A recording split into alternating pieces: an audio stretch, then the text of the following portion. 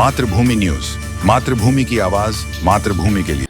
સુરત શહેરમાં કાપોદ્રા પોલીસ મથકમાં તેરા તુજકો અર્પણ કાર્યક્રમનું આયોજન કરવામાં આવ્યું હતું। આ કાર્યક્રમમાં 2.75 લાખની કિંમતના 26 મોબાઈલ ફોન તેના મૂળ માલિકને પરત કરવામાં આવ્યા। મળતી માહિતી મુજબ સુરત શહેરના કાપોદ્રા પોલીસ મથક ખાતે તેરા તુજકો અર્પણ કાર્યક્રમનું આયોજન કરવામાં આવ્યું હતું। આ કાર્યક્રમમાં લોકોના પડી ગયેલા, ચોરી થયેલા, ગુમ થયેલા મોબાઈલ ફોન પોલીસે શોધી કાઢ્યા હતા। પોલીસ દ્વારા કુલ 2.75 લાખની કિંમતના 26 મોબાઈલ ફોન તેમના મૂળ માલિકોને પરત કરવામાં આવ્યા હતા।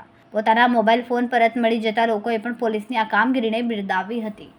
આજરોજ મહેરબાન પોલીસ કમિશનર શ્રી સાહેબની ખાસ સૂચનાથી ખાસ પોલીસ કમિશનર સાહેબ શ્રી, ડીસીપી સાહેબ શ્રી અને એસીપી સાહેબની સૂચના અને માર્ગદર્શન અનુસંધાને કાપોદ્રા પોલીસ સ્ટેશન ખાતે તેરા તુજકો અર્પણનો કાર્યક્રમ રાખવામાં આવેલો અને જે મોબાઈલો પડી ગયેલા હોય, ખોવાઈ ગયેલા હોય અને ચોરાઈ ગયેલા હોય એવા મોબાઈલો તેના મૂળ માલિકોને પરત આપવા માટેનો એક કાર્યક્રમ રાખવામાં આવેલો। જે અનુસંધાને કાપોદ્રા પોલીસ સ્ટેશન ખાતે કુલ આજરોજ 26 જેટલા મોબાઈલો જેની કુલ રૂપિયા કિંમત 2,75,000ની તેના મૂળ માલિકોને પરત આપેલ છે અને આવા જ કાર્યક્રમો કાપોદ્રા પોલીસ સ્ટેશનમાં અવારનવાર થતા હોય। જે મોબાઈલ મળે છે તે તેના મૂળ માલિકો સુધી પરત પહોંચાડવાની કામગીરી તેરા તુજકો અર્પણ કાર્યક્રમ અંતર્ગત કરવામાં આવી રહી છે।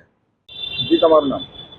લલિત, હું લલિત કાનાણી, અરવિંદભાઈનો છોકરો।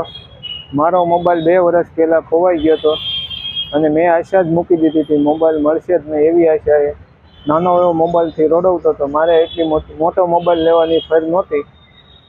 પોલીસવાળાનો અને સમગ્ર ટીમનો આભાર માનું છું। મારો મોબાઈલ પાછો આવી ગયો। કઈ જગ્યાએ ફરિયાદ લખાવેલી હતી? કાપોદ્રા પોલીસ સ્ટેશનમાં ફરિયાદ લખાવી હતી અને મારો મોબાઈલ આવી ગયેલો છે।